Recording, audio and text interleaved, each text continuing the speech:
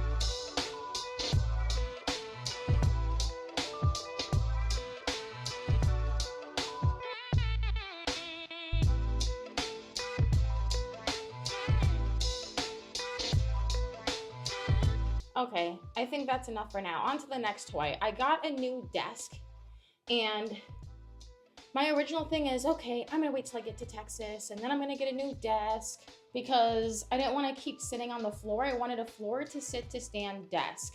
And then I decided I'll wait till I get to Texas because I was originally gonna buy it here in Minnesota. But then just the way that the desk was, it was called Uppeal, Uppeal, I believe. And it just looked very chunky. So I'm like, ugh, I don't want to buy that here and then have to move it with me in my car. I don't think I'll have enough space for everything else. It also looked very heavy. And then I saw this new desk, which is the Lily Pad.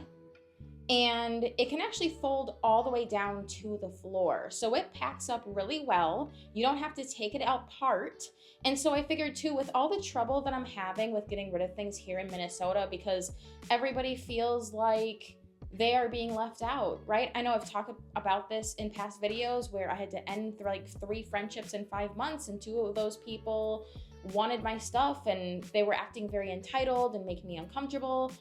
I know who I can give things to here in Minnesota and it's not an issue, but when I move to Texas, who am I supposed to give things to?